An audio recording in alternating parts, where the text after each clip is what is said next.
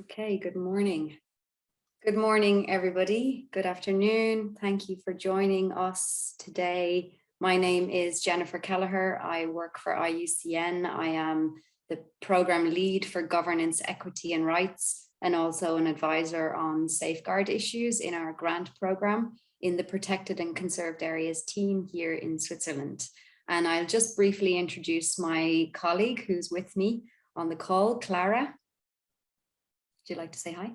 Hi, hello. Good morning, good afternoon, everyone. My name is Clara Malcolm. I am from AEE, the firm consultancy that is working with the BIOPAMA projects, reviewing the SMS system and giving some support with projects that are already on the way. So I'm going to support Jenny in these presentations. If you have any special questions or you want to clarify something regarding this topic. So thank you for joining us today. Thanks, Clara. So again, welcome everyone. Thanks for joining. I'm just going to show a brief overview of our, see how I move through my slides. Here we are. So we have quite a lot of information to get through. We have 7 topics which deal with each component of the environmental and social management risk system that's relevant for your grant application under the BIOPAMA program. And because it's quite a lot of information, we're going to, at the end of each topic, take a moment to take questions. So as we move through each of the topics, I'd encourage you to put your questions into the chat. Clara will collect them, and we'll have a moment at the end of each of those for you to provide comments, perhaps give us examples of the kinds of activities that you're thinking about in your projects, and or indeed questions that you might have on particular issues. So let's get started. The first topic is really introducing the topic. And so I want to kind of go back a little bit to basics and speak about what protected areas are. Most of you will be familiar with the IUCN definition of what a protected area is. But these are really spaces that are primarily dedicated to conservation, and most of you will be working in and around protected areas. But the point I'd like to make here is that protected areas are highly diverse. We have many categories of use, from strict nature reserves right through to sustainably used landscapes and seascapes. And also we have many diverse kinds of actors. So we have a lot of government-led national parks, but we also increasingly see things like joint management, shared governance, protected areas that are managed by local communities and Indigenous peoples. So I just want to bear that in mind. It's quite important for understanding the risk issues that we'll come to later. So very typical project activities in IUCN and across our grant portfolio are, broadly speaking, falling under these areas of activity. So a typical general activity we see is monitoring of species. A second approach is, and usually intertwined with that, is the restoration of habitats, which might involve zoning of the protected area and having no take zones, no go zones. We see a lot of projects around working with local communities, working with people, so it can be sustainable livelihood activities and so on. And then we also see a lot of projects around infrastructure, so building facilities, visitor centers, equipment and things like that. So those are the main activities.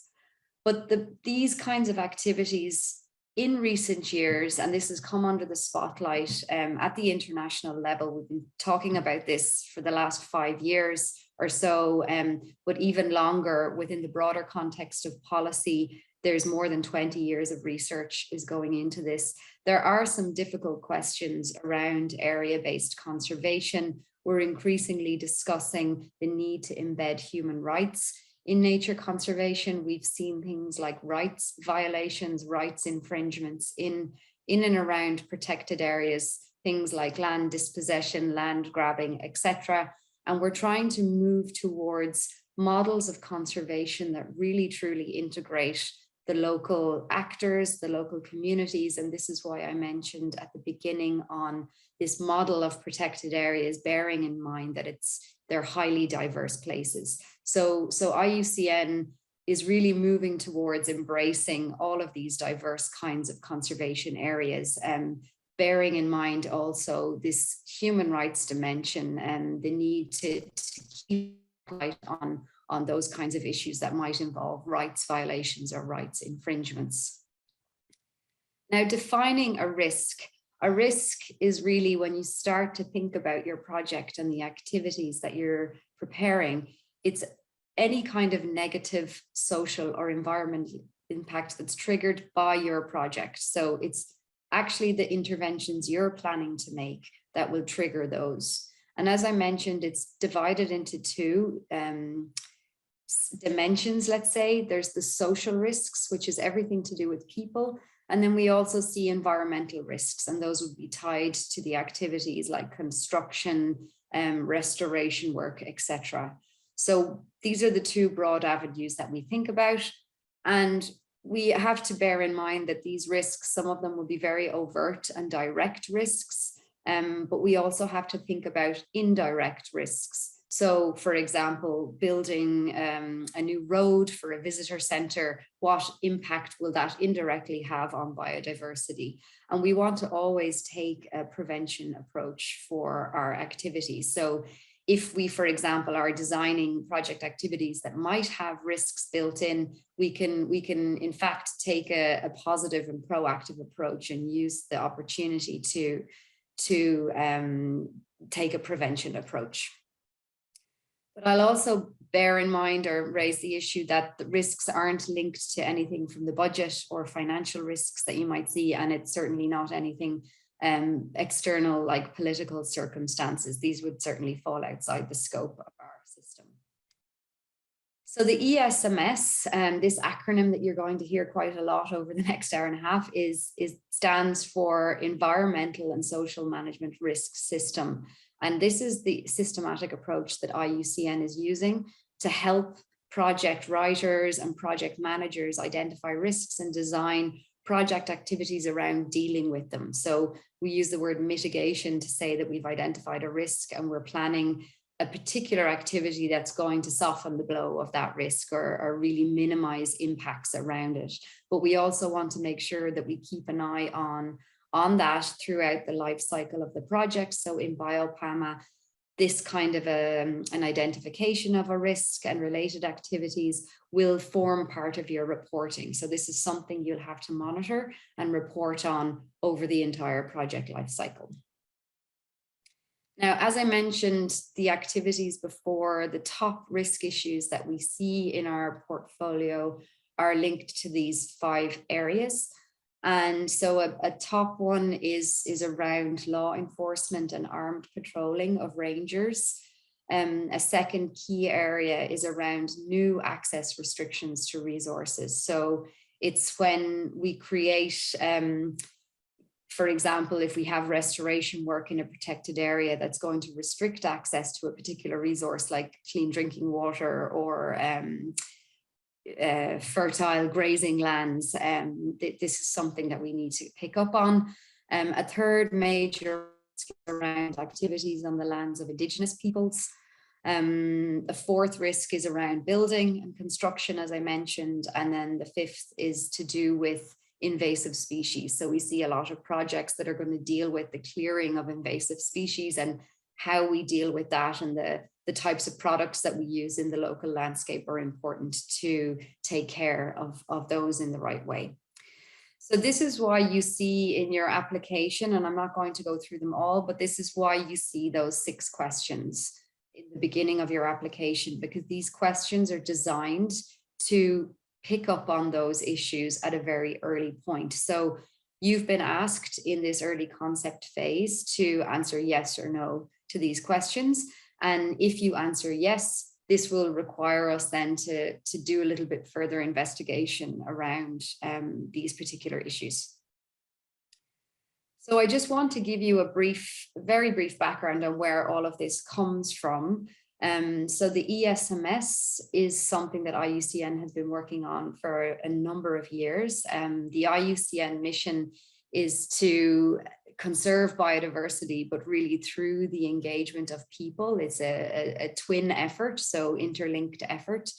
And this mission really guides all of the IUCN policies that we develop with our members. So as you know, IUCN is a membership union, and we develop our policies together with our members around issues like Indigenous peoples, social equity, human rights. So all of these policies have informed and guided the ESMS policy framework. But at the same time, we also have external influences on our policy framework coming from the World Bank and other, let's say, industry standards and peer safeguard systems.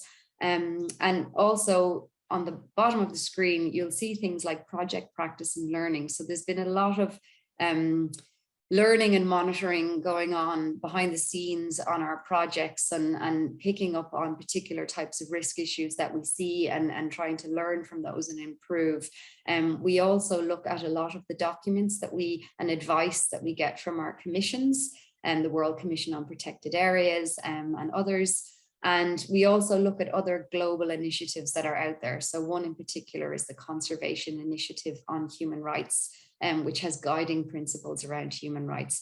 So all of these sort of factors and influences have been built into the policy framework, which I'll take you through in a moment, which will wind up in your project procedure. So for all of the grants that IUCN is issuing under the BIOPAMA program and other programs, we have 3 or 4 other grant making programs as well. The ESMS is a framework that's applied very systematically across all of those. And again, we're constantly, this is an iterative process. We're constantly reviewing our projects and trying to see how we can improve processes, case examples, and guidance, and so on. So I'll just take you very quickly through the levels of risk. When you're looking at your project, we're going to ask you to give it a classification. From time to time, we see high risk projects, but it's quite rare, but these are projects that are immediately raising red flags around that there's going to be a very high risk of impact, of negative impact. You know, we have some hot issues already in that protected area. There might be a very sensitive social situation. So in those cases, we'll look at the particular context. And if there are a number of red flag issues that we go through, it's really a no-go area. So high risk is usually filtered out at the very, very beginning.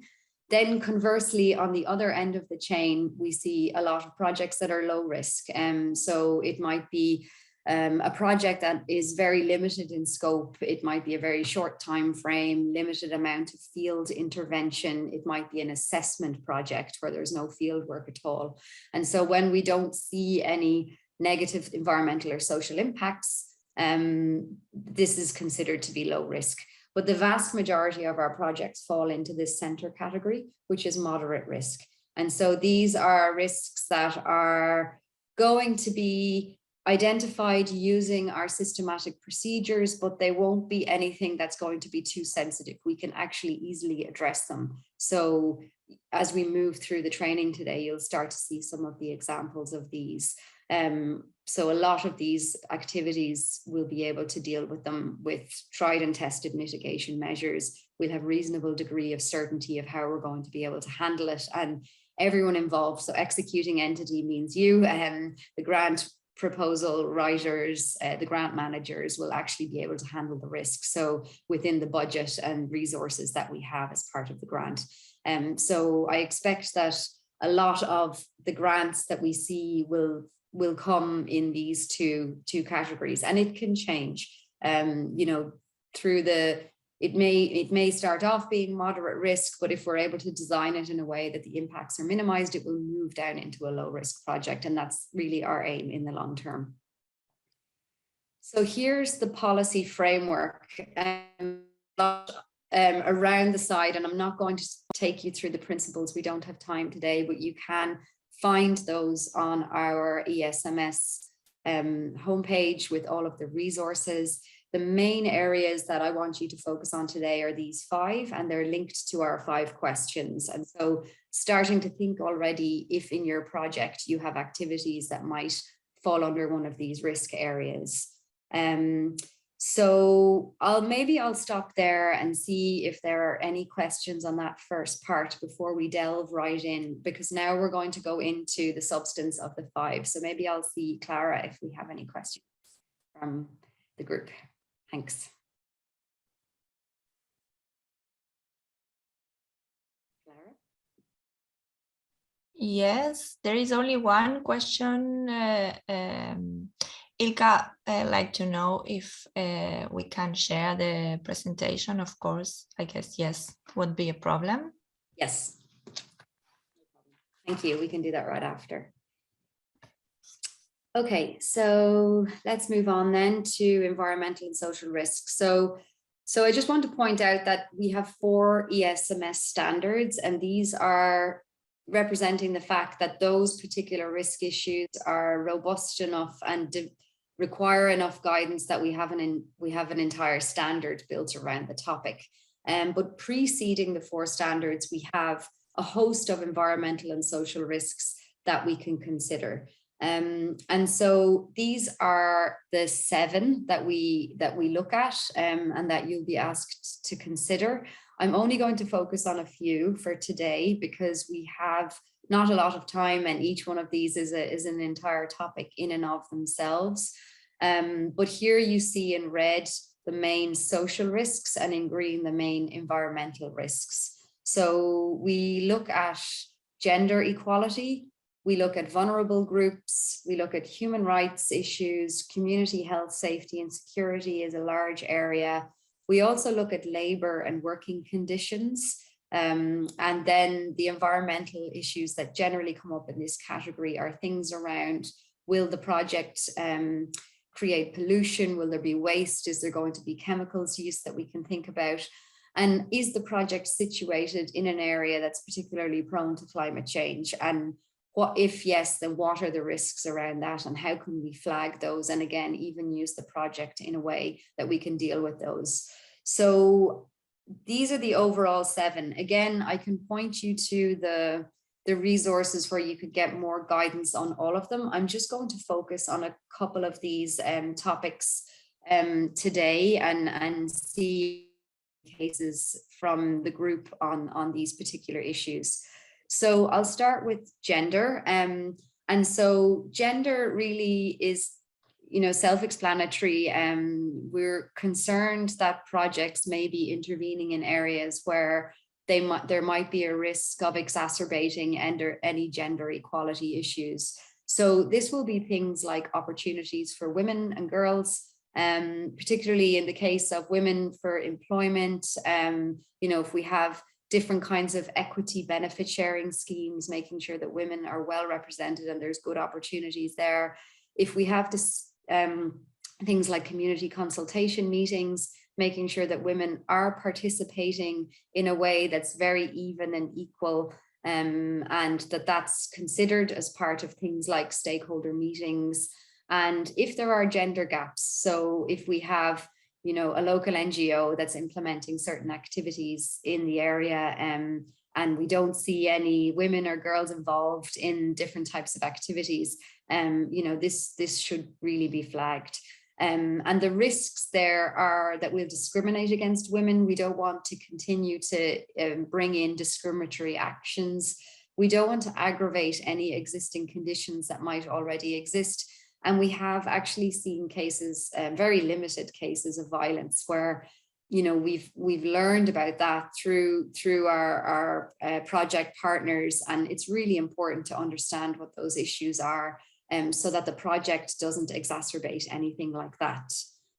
The second main area in this group of 7 subtopics is around vulnerable groups. And this is something we see also quite regularly, frequently, with respect to the access to resources. So as you're designing your project and you're thinking through who all of the different stakeholders and rights holders are in the local environment, You need to think through, are there marginalized or discriminated groups? If there are internally displaced people, and maybe there are ethnic minorities that are marginalized. And so again, the idea is that you need to watch out that through the project activities, these groups aren't adversely affected through the project intervention. They may be limited in their ability to reap benefits from the project. So if it's things like livelihood schemes or community engagement processes, really making sure that these groups or their representative are present at those meetings and able to understand what the project is trying to do, especially when it's intervening right in the locality where they are, and it may affect them through different types of interventions in the protected area. And then the third main area that we see a lot around is human-wildlife conflict. Sometimes we see health issues, but a key one that we'll focus on here today is the law enforcement, because this is such a huge and emerging topic for us in the conservation world, and something that many of us at the global level are discussing now as part of working groups, thinking about, in particular, the rangers who patrol and enforce the regulations in and around protected areas, thinking about the different types of rangers that we have.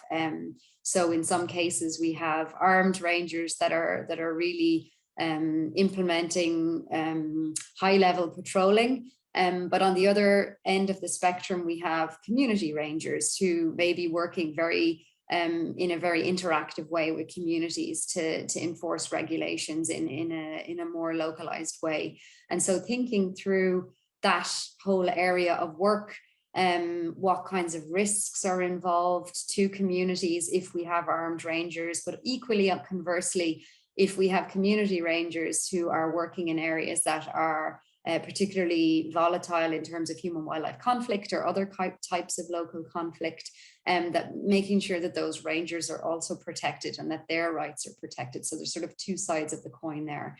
And yeah, some of the risk issues that we see are very much around the community rangers aspect of that in our projects. So I'm just going to pick up on a case point in action. So in one of our projects, we learned about unnecessary use of force, dangerous conditions for both rangers and locals. And so how did we deal with that in our project? So we really had to make sure that all of the mechanisms around accountability and reporting would be in place. So this is really the first basic thing that we need to do, that we have grievance mechanisms, that there's reporting lines, that we know and understand what's happening. As a second step, we as IUCN can provide trainings. So not only for the rangers on safeguards, but also things like human rights issues that are linked to protected areas enforcement. We also have human rights and security training for communities that we can put into place, engaging site managers and other partners through the project. And also increasingly with a focus on women. This has come up as a topic for women, particularly around the unnecessary use of force. So making sure that we have good capacity development, good trainings in place to also empower women to recognize these kinds of behaviors, to report these cases if they're coming in through those grievance mechanisms. So from a procedural point of view, and I won't again go into this in too much detail at this point, because you will, as you move through the application process, have a moment to look more closely at these documents. But this is just to tell you that if one of these risks are triggered, so if you see a risk around gender, or law enforcement or human-wildlife conflict, or any of the topics that we've just referred to in your activities, there's a very clear procedure. And so we'll ask you in this instance to develop what we call an ESMF and an ESMP. These are essentially documents where you would identify the risks, you'll identify the level of risk that you think is there, and then how you plan to deal with that as part of your project activities. And so this would be very much integrated into your grant program and into your grant agreement, sorry, I should say, and your project activities that you'll monitor over the life cycle of the project. So it'll be built into your budget. So maybe I'll just stop there and see if there are any questions on that particular topic, gender law enforcement. Or I don't know if we have questions in the chat.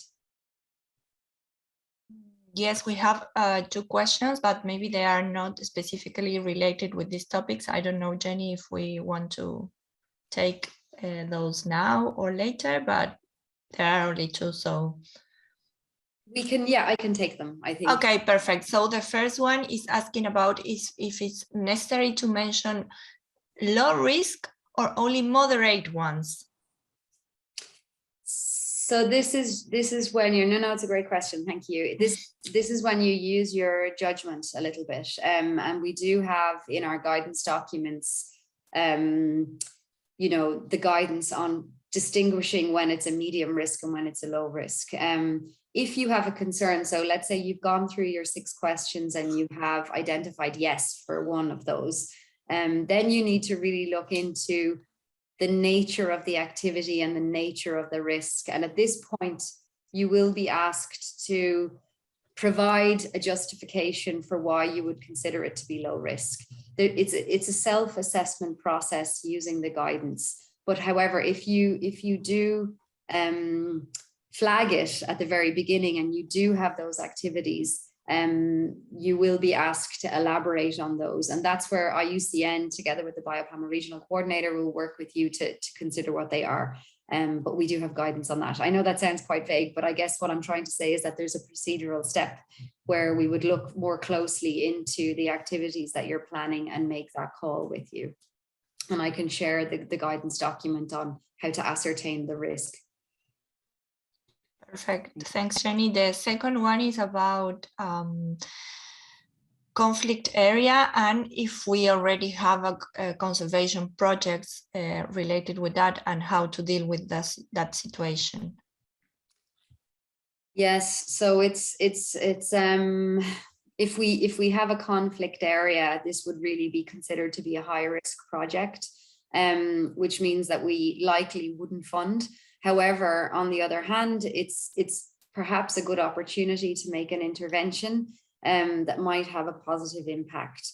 And so I think a lot with the ESMS, we tend to look at it on a case-by-case basis. But if it's a conflict area, this would need to be flagged right at the beginning. But again, we would, together with you, look at if there are opportunities to engage. So it's really about doing the stakeholder identification, the analysis and the engagement, and seeing if there are ways to intervene that can add value and won't exacerbate any conflict that's already existing.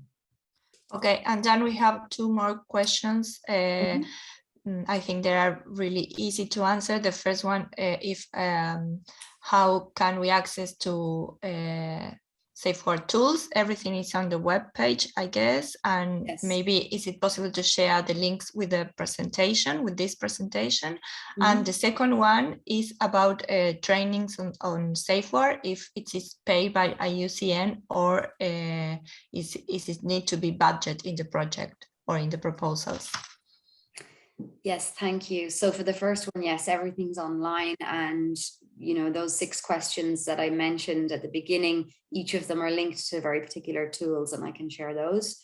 And secondly, the training on safeguard issues for rangers, it's a relatively low cost training. We can do them virtually and we can deliver them usually on site, but we would like to incorporate those as part of the budget of the grantee. But as I mentioned, it's relatively low cost. We can provide the resources, the materials, the trainings. It's really about, you know, understanding how we're going to host those, whether it's virtual or on site. But certainly would be a critical part of the budget, and needing to budget for that indeed. Okay. Okay. There are 2 more questions, but I don't know if we take it now or. If they're relevant, we can take them now. Yes, I think that it could help to have the answer. How to deal with a situation in which a risk is realized in the middle of implementing of a project? Yes, we saw this exact issue yesterday. So this is why the monitoring is really important. I think and I'll take you through some of the process documents. It can indeed happen that a project is low risk, and then during the project implementation, something flares up. So it's really about having the processes in place to monitor that as part of your technical reporting for BIOPAMA that you're required to do. And we'll have an ESMS section in there. And then depending on what the risk issue is, really working with you to identify that, identify if we can use the budget and existing activities to mitigate the risk. So a lot of the time, if we have things like community consultation meetings, for example, that are planned throughout the project, that we would use forthcoming activities like that to engage the different stakeholders that might be affected by those issues, and then working together with them to come up with activities that can really help to minimize those. So it is an issue in the sense that when it happens, we need to use existing budgets to deal with it, but as much as we can,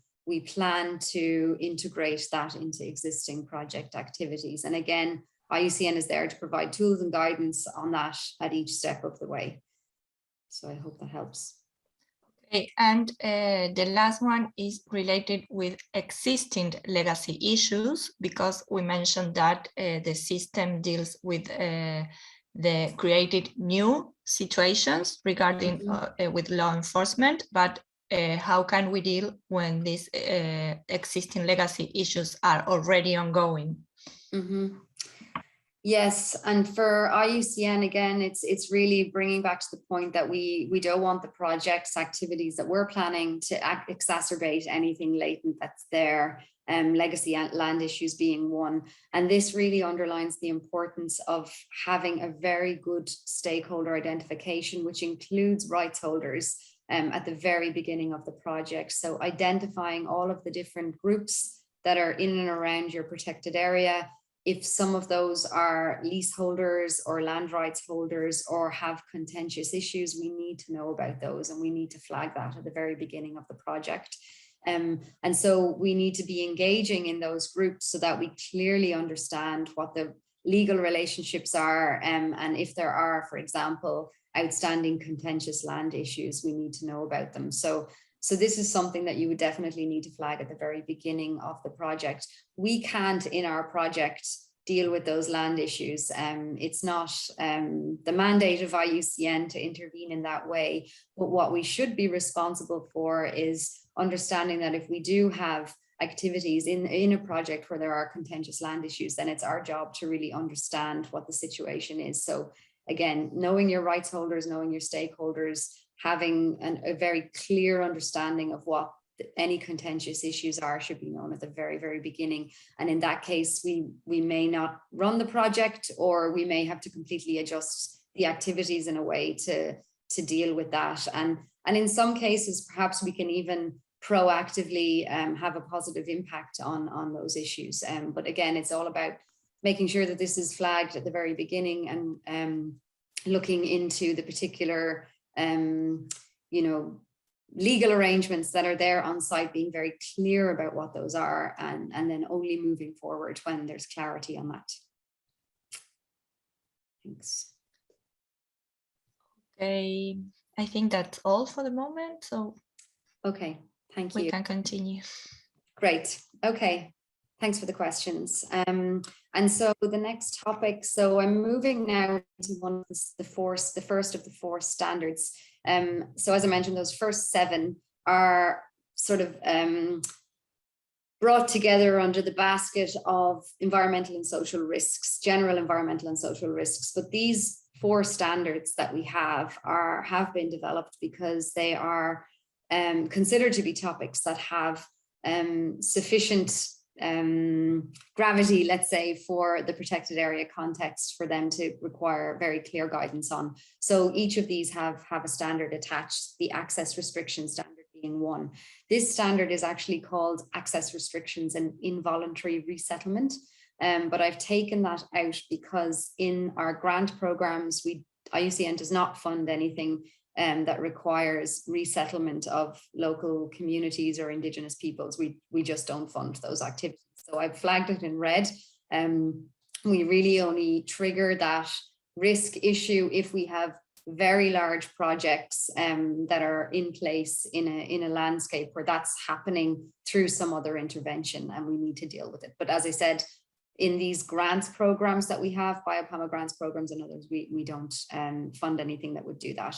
So really what we see here in this standard and in this topic is some kind of change in the current land and resource use of the local communities, and there are implications on that, and they have to be involuntary actions. So we're not talking about projects where the actions are voluntary. We see many projects where the communities are actually voluntarily, agreeing to zone a part of a wetland because there's going to be restoration work for a part of the year or a particular period of time, or in a voluntary manner, they're agreeing to shift grazing to another area. So we're really talking about involuntary actions, and that's when your standard is triggered. So things like you're going to shift the boundaries of the protected area, you're going to rezone parts of the protected area, you're going to create restoration projects in and around buffer zones. So those kinds of activities will trigger this standard. And a lot of the things that we see is when communities and Indigenous peoples also are directly and negatively impacted by this. So things like access to clean drinking water, access to arable land, maybe customary use, traditional use, firewood. A lot of the time, this can be very low level, even sustainable use. So those are the kinds of activities that would trigger this. And just to give you an example from a case in action, this was from a wetland where community members were actively using the wetland for accessing the clean water to wash clothes, but also in and around the wetland, very fertile grazing lands for cattle and for cultivation. And so when the project intervened and was creating a host of activities around this, they ran into immediately these kinds of issues whereby the restoration work that they were planning for the wetland was going to cut off or restrict access of those communities to these particular things. So the clean drinking water, the fertile lands for cultivation and grazing. And so the project was able to, through a series of initiatives, so working together very closely with the communities and their representatives to assess what the needs of the communities are, how they rely on those needs, and could the project actually create activities or alternatives to deal with those issues. And so one of the good activities was rainwater harvesting initiative, and this also brought in the gender aspect because water collection was quite a heavy task. It's quite a menial task, and particularly a lot of women carry out that task, collecting water. And so this rainwater harvesting scheme that was set up through the project was designed in a way to be an alternative source of clean water and making it more accessible. So it's an example of where there was a positive impact. Then the second was working together very closely with those communities to zone the wetland and buffer zones to find alternative sources for the grazing of the cattle. And that also included then channeling some funds into building cattle sheds. And then the third activity, because the fertile lands were being restricted for a certain length of time, it was around the proposed activities were planting orchards and vegetable gardens to provide alternative food sources. So this is really good example from a BIOPAMA grant that we have that's still running, where they were able to see that there was access restriction issues and created some very meaningful activities around those. So maybe I'll see if there are, well, actually, before I go and see if there are examples, or I'd encourage you also to share with us if you have examples of project activities that might inflict access restrictions, but also please do share your questions. Again, to bring it back to a procedural point, if you find that your project activities are triggering this, you have thematic approach, so you already know that there's going to be activities that will probably lead to some of these negative impacts. It just triggers this systematic process where we'll ask you to use the tool of the process framework, and then from there to develop an action plan. And again, this will be integrated into your grant documents and monitored throughout the life cycle of the project. So maybe I'll stop there and see if there are questions or examples on access restrictions.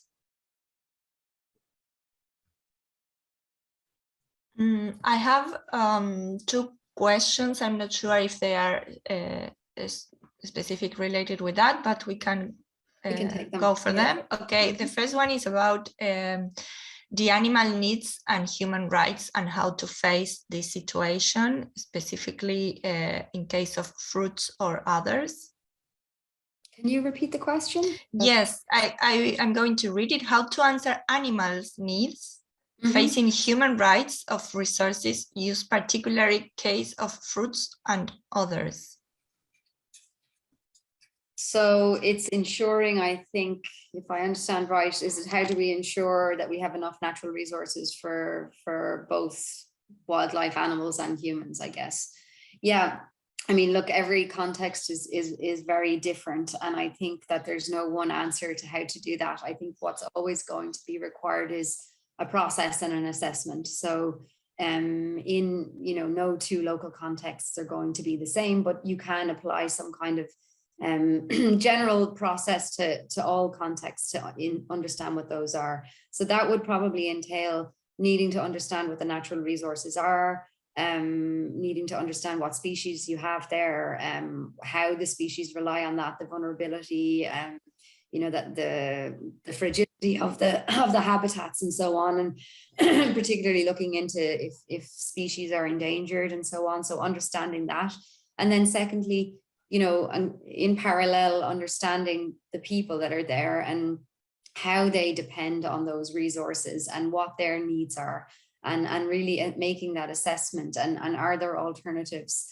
And through those kinds of questions and assessments, you can start to arrive at or start to think through what would be a good solution for that particular context. And again, it's about being participatory as much as you can, and being balanced and fair using these processes. So I'm not sure if that answers the question, but yeah, I think that's it from my side. But okay, here there is another simple question, because they're asking if we have any Indigenous people plans available on the website. I don't know if they are, but of course we have examples. Yes, so we'll move on to Indigenous people's plans shortly, but we actually don't have any to share because they would be internal project documents that are developed by Indigenous peoples within the context of the project. But I do have some examples that aren't IUCN, so from World Bank and other external projects where you can see those. So I could indeed share those projects or those examples indeed, yeah. Okay. Move on to, yeah, sorry, go ahead. No, there is another one, but I'm not sure what the acronym means. The question is if it's need FPIC to propose alternative food source. Yes, no, free, prior and informed consent. Absolutely. This is one of the principles of our ESMS policy framework. And it's really a basic principle. So free, prior and informed consent is built into our safeguard system at all levels. And when you go into these tools, so all of them actually, so if you look at the environmental and social management framework, the Indigenous peoples process framework and this process framework, the free, prior and informed consent is always built in. And that's why it's very important to know who your stakeholders are, know who your rights holders are, and understand those processes that are in place. Great, thanks. And there is another question that is a provocative one, so I'm going to read it because the person wrote it in that way. Since the highest biodiversity is situated in areas of low governance, high conflicts that actually leads to PAs and projects having a high chance of being in effect high risk, can we really afford to not proactively deal with projects that are high risks? Yes, no, that's a great question, and I think it's an open question. You know, from a high risk perspective, if we look at a project and we see that it's a high conflict zone, or there's really a lot of contentious issues there, we generally, together with, you know, we usually have IUCN office. We'll always have an IUCN regional office. Together with our BIOPAMA staff, we'll really discuss and look at that case to decide whether or not an intervention can be made. But you're absolutely right. It's the very place that we should be trying to engage. And I guess then it becomes about what are the steps we can take within the context of the project to realistically work in that particular area in a way that won't exacerbate any conflict that's already there, and instead can proactively lead to positive impacts. And so that's why we have this very systematic approach with these systematic procedures. We do have a particular questionnaire which is dealing with human rights and security, and there you'll see very clear steps and guidance on the questions that you need to ask about working in those areas. So it's certainly not ruled out. It's just that we need to be very cautious. But I do agree with you. Those are the places that probably deserve the most attention and the most resources and capacity to actually deal with those issues. It's just whether or not it's within the context of a very small BIOPAMA grant that it would be appropriate to do that. But that's a call that we can take on a case-by-case basis for sure. And then I have another question that it's important about the distinction between local community people and Indigenous people. Yes, no, it's a really good question. And there is a definition, and actually it links to the next section. So maybe I'll just go into the next section. There is a particular global definition that IUCN adopts from the ILO, the International Labour Organization, on Indigenous peoples. We're going to look at that momentarily. And so we do distinguish the Indigenous peoples groups and governing authorities and, you know, their customary leaders and so on those criteria. Whereas local communities is a little bit more nuanced. And I think I'll probably do a better job of answering that question when we move into the next section. So, because it's relevant for this standard, because sometimes this standard, the standard on access restrictions, will be triggered for local communities, but it won't be triggered for Indigenous peoples, because that then if we're dealing with Indigenous peoples in a particular area, then the Indigenous peoples standard is triggered. So that would be a distinction. But yeah, I can expand on that momentarily. Okay, and just a quick reminder to ask everyone to put your questions in the section of questions and answers, because there are some of the questions that are already there and some others on the chat. Mm-hmm. So if we have everything in one place, could be easier. Okay. Thank you. Yes, because I'm looking at the time actually, and I think we're all right. We're okay for time, but we can move through the next few sections and then take some more questions after. Great. Okay, so I'll move on then to the topic of Indigenous peoples. I know that I don't have the slide on how we identify Indigenous peoples, which was a glaring omission on my part. But I just wanted, this slide is really to show you that, you know, that there's, you know, a very high number, millions of Indigenous peoples living around the world that we know of, that are documented.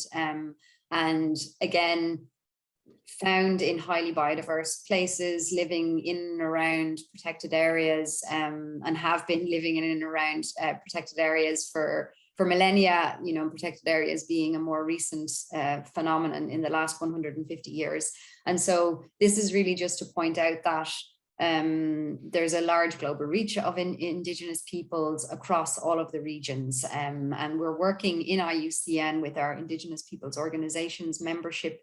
We have as you know, all know, we're a union of members. And so we have a special category for Indigenous peoples organizations and representatives that we engage with through our commissions and through our policy meetings like Congress and so on, World Parks Congress and so on. But generally how we how we identify Indigenous peoples is really based on the same definition that I mentioned before on ILO. And the first characteristic is really self-identification. So that particular group are identifying as a particular Indigenous peoples. They have a particular ethnicity that's unique to them, that's outside of the mainstream. So they may have their own language, their own culture. They're really identifying that as a particular characteristic for them. And they have a particular reliance on a territory. So lands, waters, territories that they belong to, that their resources are found. It can be things like sacred sites, ancestral domains, but basically they have territories where they reside, and they have customary land rights over.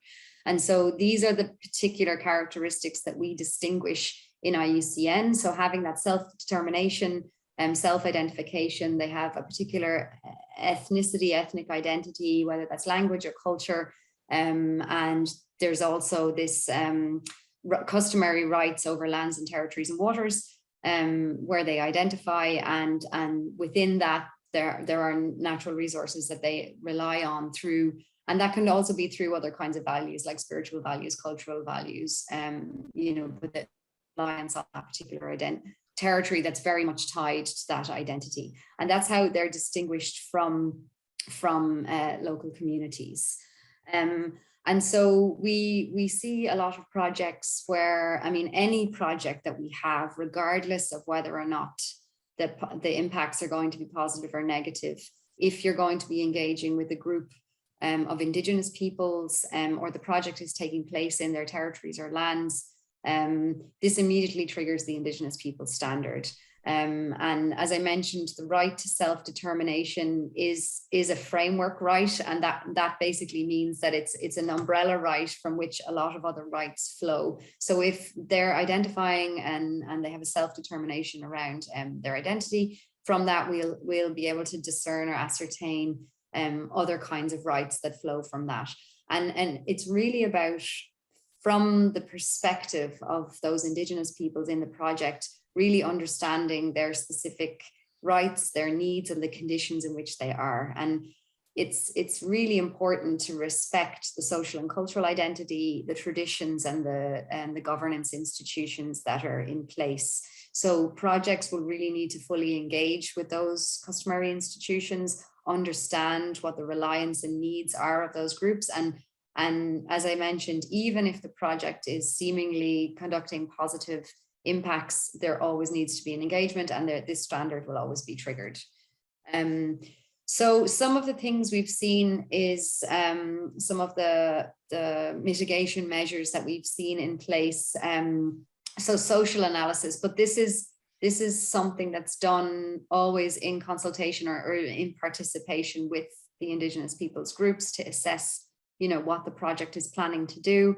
The project should really be changed if there's going to be any kind of impact, and if there's no way that you can avoid the impacts of that, then it's really about working together with the Indigenous peoples representatives to mitigate the impacts. And that's where we'll see the development of an Indigenous peoples plan. So that's something that the Indigenous peoples will create themselves, where they identify the risks, they identify their needs, and then developing this culturally adequate mitigation measures.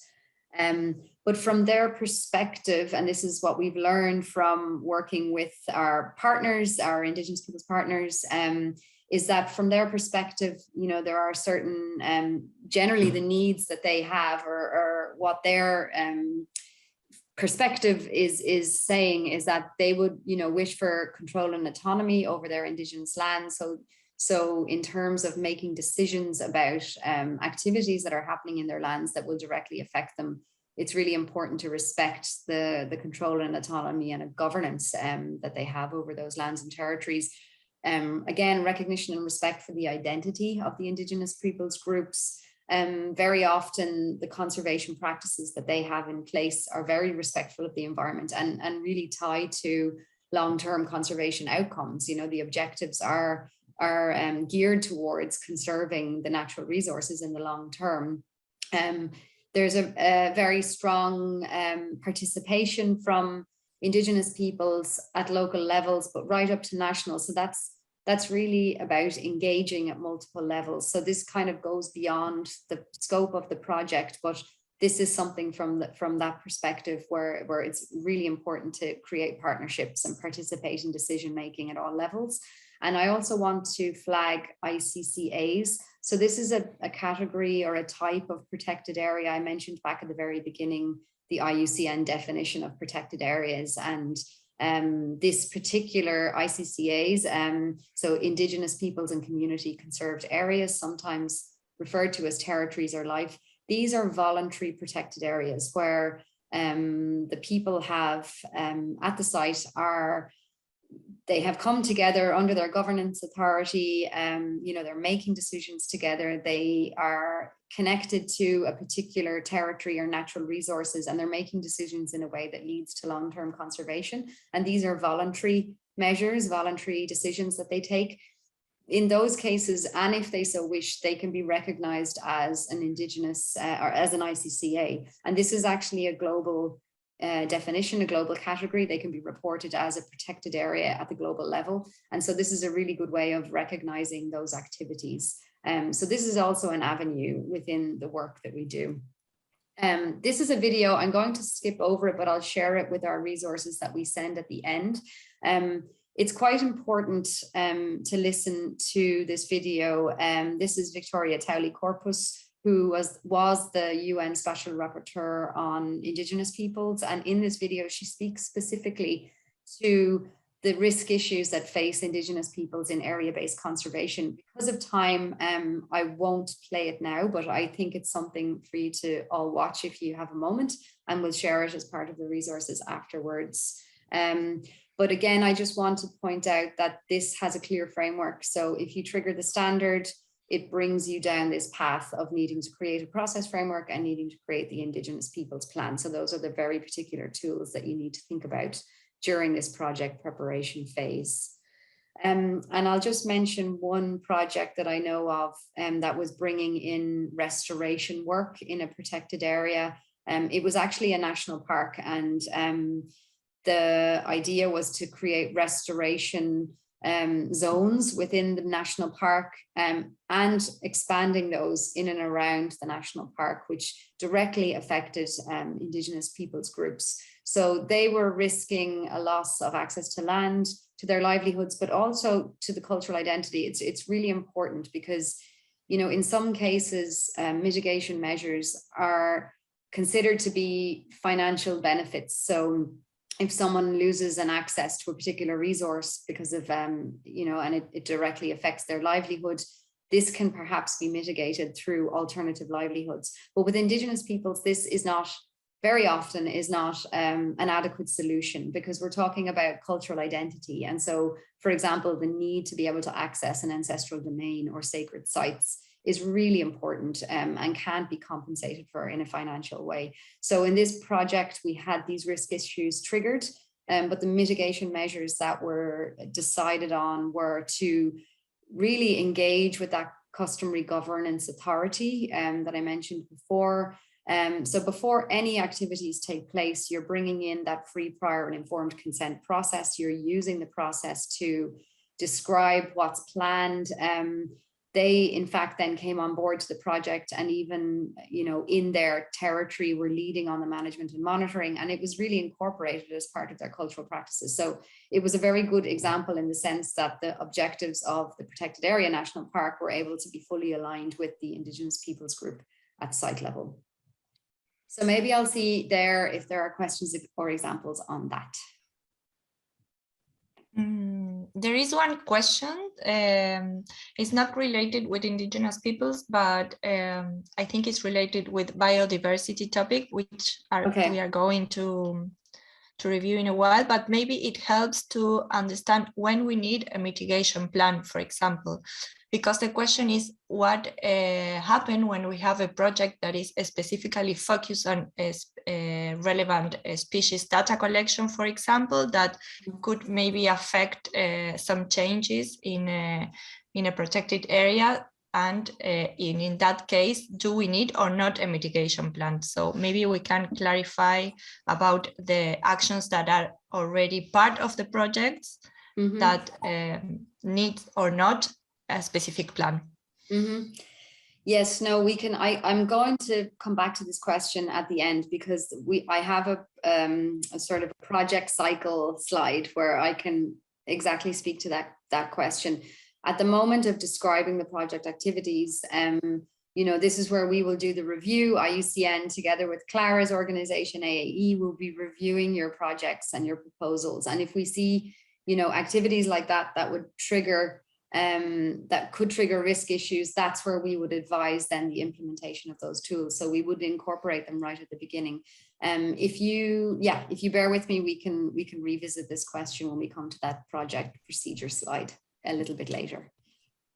Thanks. Perfect. And yes, there is another comment that it would be very useful to have any example about Indigenous people plans or frameworks, just to be inspired and help others with previous experiences. So yes, just to highlight that, is it possible to share that? Yes, I can share. As I mentioned, I don't have IUCN examples to share, but I can share from other projects. Yeah, thank you. Okay, so those are the two big standards, really, the access restrictions and Indigenous peoples. The second two are, I wouldn't say more minor topics, but we see them less and less, or they're more, let's say, easily dealt with. So we kind of take them usually together, and these are cultural heritage and biodiversity. Cultural heritage is triggered when we have intangible cultural values that might be affected by the project. And so what do I mean by that? I mean that we might have things like, I referred to it just before with respect to Indigenous peoples and their practices, but we might have things like traditional practices, knowledge or techniques, so intangible resources. This picture comes from Chile, from Patagonia in Chile, which is, an ancestral domain in and around a national park there, where there are customary rights to that terrain. It could be things like movable or immovable structures. So it could be it could be buildings or things that can be moved within the landscape. That might be, there might be project activities around that. And it can be things like natural sites. So historical features in the landscape, archaeological features, or anything with a cultural, spiritual value. So sometimes we see that projects are going to intervene in areas that we have these kinds of practices, these kinds of objects, these kinds of natural formations in the landscape. And so again, it's about asking the question, if these are present in your project site, and then looking at your project activities and seeing if they trigger any kind of risk. The main risk issue that we see is actually infrastructure. So if you're going to be digging up the earth or flooding or moving the earth in any kind of way, and there might be buried cultural resources that we don't know about, it's really about consulting with the community to verify the existence of those, making sure that when you work in that site that there's due diligence, and as I said, with the consultation of communities, and any kind of contracts that you're financing under the project will include a procedure for accidental discovery. So we have a guidance document on that, which is around chance find. So if cultural objects are found during such excavation activities, that we have a clear process of the ownership and who where those go after that. The second one doesn't really affect these groups, but it's damage at scale. So that's when we have very large major civil works. And so in those cases, again, it's about making sure that all of these processes are in place. You're consulting with the relevant authorities, traditional knowledge, government, and you've got measures in place and to mitigate any potential risk issues. The third major one that we see, and as I said, this is probably the one that comes up most frequently, is the restriction of access to cultural heritage. So things like sacred sites. So if the protected area is going to restrict access to sacred sites for local communities, it's really about ensuring that that access is maintained as part of the as part of the project activities. And another risk issue we see is when there's going to be economic benefits from cultural resources. So if there's going to be cultural villages built, or there's going to be tourist activities around cultural heritage, that it's really done in partnership and with the leadership of the communities that are involved. And again, from a process point of view, when this standard is triggered, we have clear processes in place with a tool that you would use for that.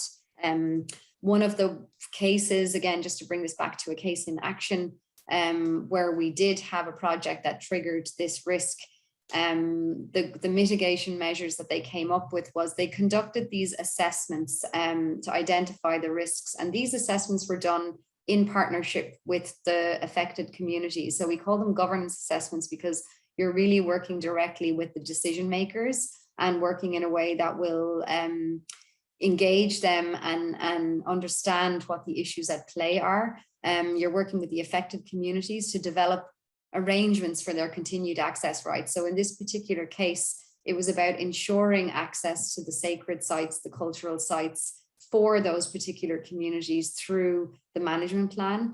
And then things like setting up grievance mechanisms. So if there are any issues that arise out of these arrangements, that they can be reported pretty quickly and understood very well, to deal with them as they come up. So maybe I'll see there again if we have any questions or examples on this cultural heritage topic. Well, we have another one related with Indigenous people, but yes. Is it a good question too? The Yes. question is if we need the free prior process only with Indigenous peoples, or with local communities too? Or what kind of engagement do we need to make, well, in this case, a stakeholder engagement process, I guess?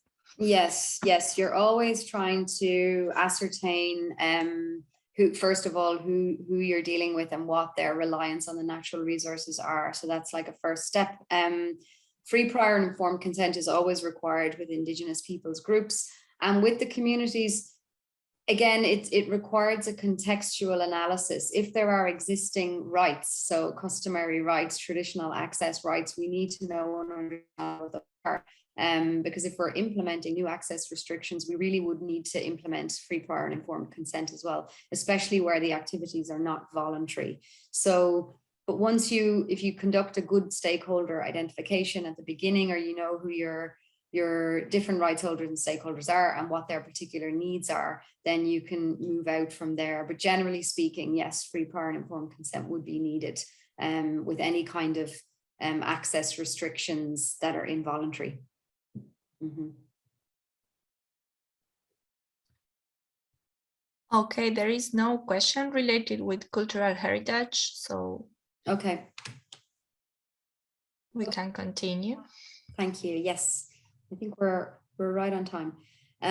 So the last topic is biodiversity conservation, and this standard triggered, I'll just revisit the definition of biodiversity. It's the variety of all forms of life. And of course, this is what we're all in the business of conserving. We're conserving biodiversity in different areas of the world. And so with this work, we see different types of activities that will trigger different kinds of risks issues. So some people say, okay, why would you have a standard on biodiversity conservation when you're actually doing biodiversity conservation use? But actually many of the activities that we do in conservation can adversely impact the local natural environment. So things like if you're building, as I mentioned at the beginning, you're building roads or towers, ecotourism facilities. If you're planning to introduce even if you're planning to introduce Indigenous species or new species, you've got to think through what will the impact of that be. If you do introduce that particular species, even if it's native, will it attract other kinds of alien species to it? So we have a clear process in place for that. We have seen cases where, restoration work in a protected area can lead to a flourishing of the natural resources. It can actually lead to unsustainable harvest. So we need to think through if that will be a risk down the line. If we have you know, 1 year of restoration work or 2 years of restoration work, 2 years down the line, will that lead to unsustainable harvest? And if yes, how can we deal with that? And then the last topic there, or the second last topic, procurement of natural resource commodities might contribute to significant conversion or degradation of natural habitats. So, you know, if there's going to be any kind of activities around that are going to degrade the natural habitats at the site, those need to be flagged. And then we still do see protected areas using pesticides for in the protected areas. So we have a clear guidance document on what kinds of pesticides are advised to use in these places. So one of the cases that we saw here was an impact on wildlife from nocturnal monitoring and vehicles, so lights at nighttime, and the mitigation measure that was put in place, you can see them here. So reducing the use of lights at nighttime, respecting a minimum altitude for flights, removing vegetation to not attract wildlife, waste collection procedures, and access roads to monitoring being limited. So there's lots of different kinds of solutions and examples that you can take if you have impacts in this. And as I said, the standard has very good guidance on all of these. So again, the tools are there if the standard is triggered. We have guidance on a pest management plan. But of course, if these kinds of activities come up in your project, you can flag them at this early stage and we'll work with you to develop the tools for those. So maybe I'll see now if there are questions on that biodiversity conservation standard as the last of the 4 standards before we move to the process. Not for the moment, but maybe we can give a couple of minutes if someone wants to write something down there. Yes, we can. I can put the slide for the next topic in. We have about 15 minutes left, so I suggest we keep going and then we can have maybe 5 minutes at the end for more exchange or comments. Okay, great. Thanks, everyone. So the last part where we're talking about the paperwork for your project and how to get it right at this point. So this links to the question earlier of when you would start to develop your mitigation measures in the example that was given of the species monitoring case. So here we are, this is the life cycle of a BIOPAMA grant. And actually I only have medium grants up here, but this will also apply to small grants. So some of you might be applying for the small grants or the small technical grants. It's a very similar process. So we've had our call for proposals. We expect many of you are at the moment writing the concept project proposal. And there you've encountered the 6 questions that link to the standard. So you've been asked at this point to say yes or no to those questions. When the project comes through, you submit that then as a next step to project evaluation. And this will be checked. So these 6 questions will be checked against the project activities that you flagged. And so it'll likely be me, or it'll likely be Clara, or we have a team as well working on that, where these questions will be reviewed and checked, double checked against the activities that you have. So it could be the case that you've marked no in your ESMS question and we think it's a yes. So we would there advise you that this looks like it could be potentially a risk issue. And at this point, we won't ask you for all of the detail of how you're going to do it. We're simply going to ask you to include the tools in your project proposal. So for example, if you have checked that, that there'll be law enforcement activities at this point, and or you've ticked no for it and it comes up in your project evaluation, we'll see that, we'll cross-reference it, and then we'll ask you to include the relevant tools at that point. So the things like the trainings, ensuring the good different types of stakeholder engagement, etc. So those need to just be built into your project proposal as an annex, and then it'll move forward for evaluation once it receives that check.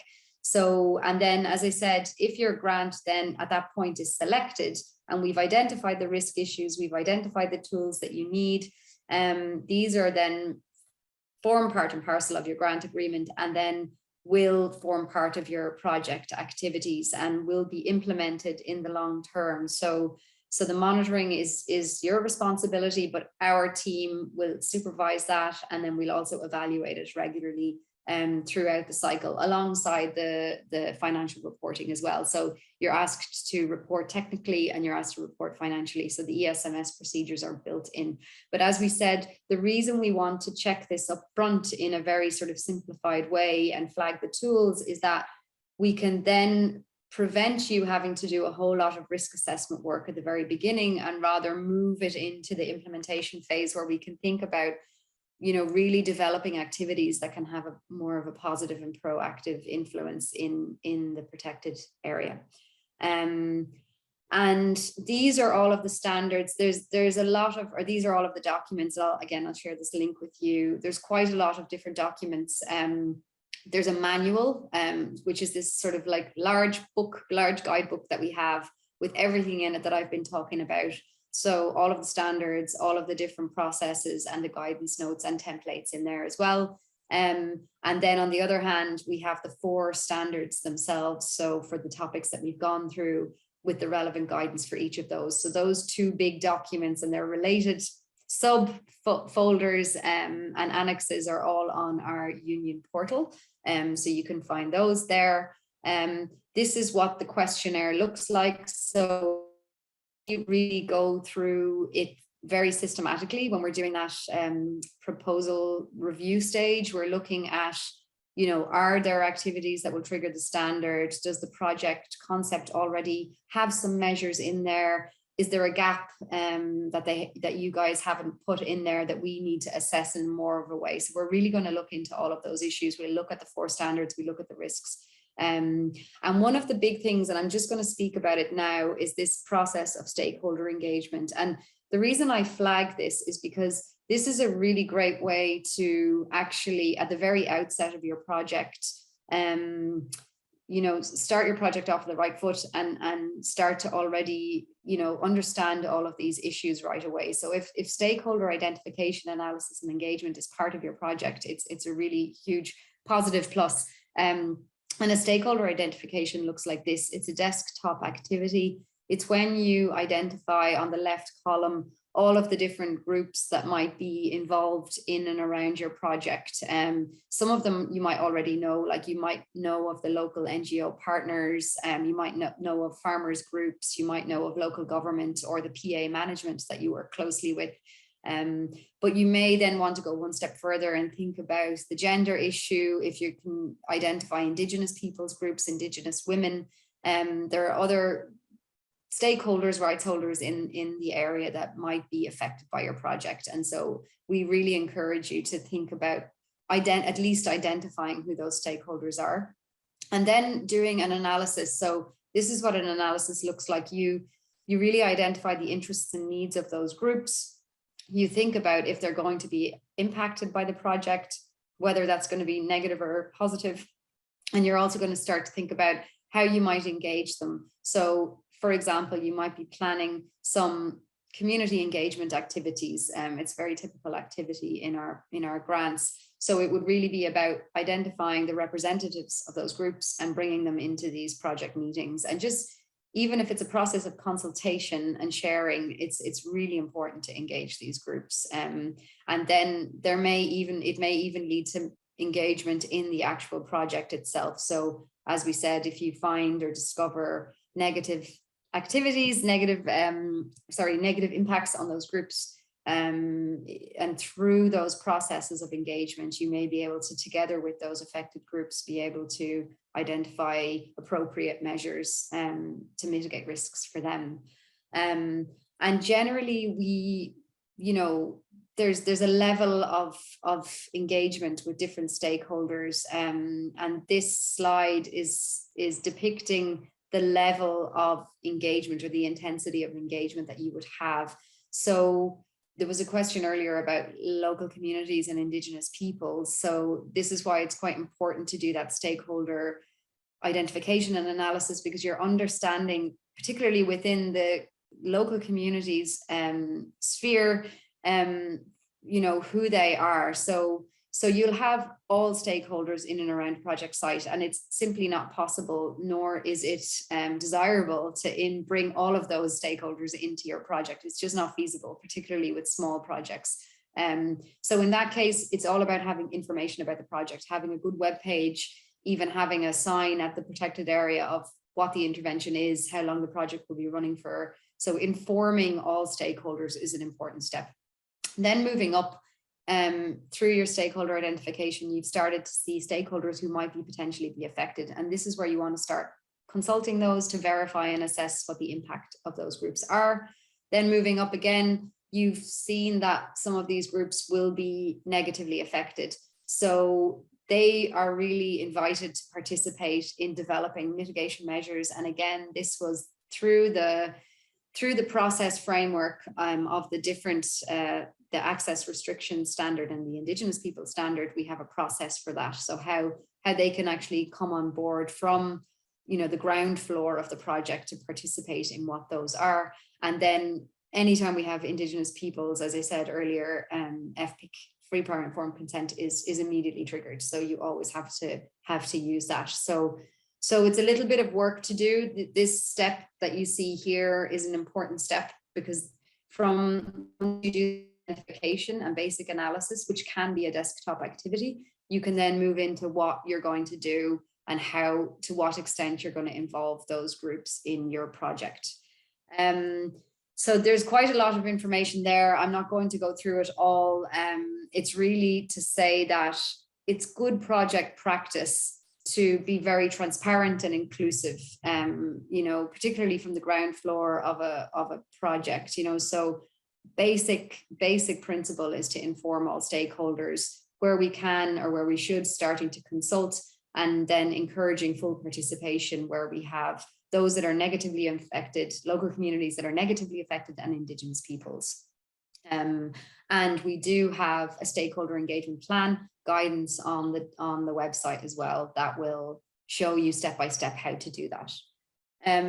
So maybe I'll leave it there. We have about 6 minutes left, and just maybe turn off the slides and see if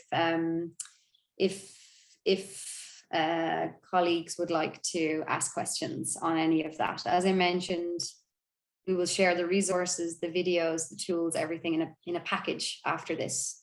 But now's your chance to ask some more questions. Thank you. Thank you for listening. There is a question here, Jenny. Mm-hmm. If junior researchers are eligible for these small grants? Oh, that's a question for the BIOPAMA team. The grant, I don't know if we have any of my grant colleagues on the call.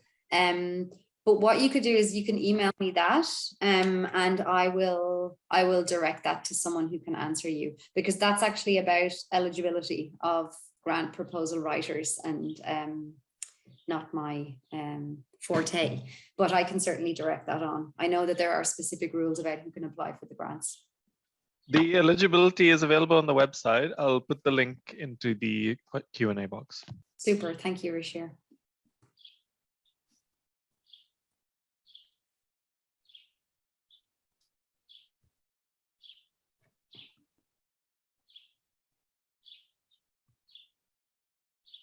Any other questions? No. I see the comment. It's a lot to take. There is a new one about the main differences between environmental process framework and the environmental and social management plan. So one is the how you're going to do it, and the second one is the what you're going to do. So the process framework is, these are the steps we plan to take. This is the framework. In the first quarter of the first year, we plan to do this and this and this. And then the latter, the management plan, is actually then the detail of all of that. So the how and the what, I would say, is the basic answer to that. Both documents are very similar, and sometimes you can skip over doing the process framework and just do the ESFMP. We actually encourage that. So you could have both in one document, and that's also admissible. Thanks. Yes, I will share it. Thank you. And I see the comment on it being a lot to get through, and I appreciate that. So thank you for listening, everybody. I have another comment here. If we can share some experiences regarding with disclosure processes. Yes, yes, having an opportunity to share experiences, you mean for grantees, is that right? Yes, or say something about these experiences with disclosure process. Oh, disclosure processes. Ah, yes, sorry, I only see it now. Disclosure. Yes, we do have some experiences with the pre-prior and informed consent that has been built in. You know, just needing to be very, you know, I say the word ground floor a lot. It's just really important to identify at the very beginning with those groups. And when it's done in that way, it can actually be quite an efficient and, you know, partnership building approach.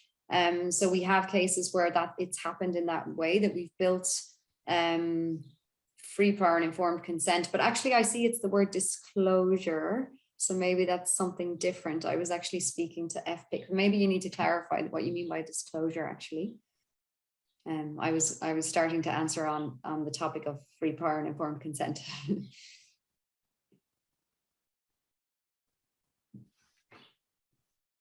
If you'd like to clarify, I can try to answer.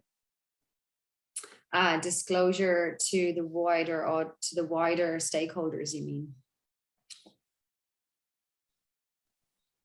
So what I will say is that the process framework and the Indigenous Peoples Plan are developed by the project writers together with the those groups. And yes, indeed, I see what you mean. How can they be disclosed? So generally those activities will find their way into the management plan or into the management activities of the site. And so those can be disclosed in a number of ways. Sometimes sites do post their management plans publicly online, but very often these things are just published through sort of communication through websites and things like that. So the fine detail of the IP plans and the process frameworks are not posted anywhere online, but rather it might be more from a communications point of view that the partnership has been created and this kind of work is happening. So I hope that answers the question.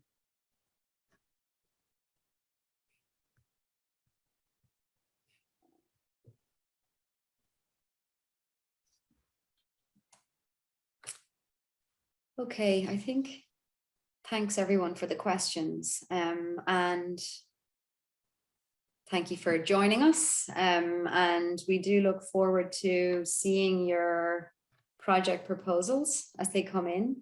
And yes, feel free to reach out to me on any particular questions or issues. I think I can take one last question. Yes. The funds really need, as they don't themselves, do they need an implementation action plan as they don't implement themselves field activities? Yes, they do, but the action plan is really around this idea of identifying the risks and then creating these activities that will help to mitigate those risks. So yes, you can have an implementation action plan for the resources that you've obtained. But if when we're reviewing the project concepts, discover risk issues, we will ask you to create another action plan on top of that to deal with these risk issues. So it sort of sits in parallel with those. I hope that answers the question. And here is another, maybe the last one, but I think it's important. The question is about when is it need a system framework, if it's only for those that are medium or high, or even if they are low risk. And sometimes you don't need it for low risk. You will, but it's important to flag that in your reporting to say this project has been low risk. We will check it from the IUCN side and AAE side, and if we agree with you, we will also mark it low risk. But I guess it's something that's monitored. So if it's a 4-year project, you would need to just check in on that every year with your reporting to constantly monitor that nothing else has come up. But yeah, you don't need to implement any tools or action plans when it's low risk. Yeah, so it's easy then. Okay, well, okay, I'll leave it there because we've just gone over time. Thank you so much. Thanks to Clara and thank you, Rashir, for hosting the event. And yeah, we look forward to any follow-up questions and best of luck with your proposal writing. Thanks, everybody.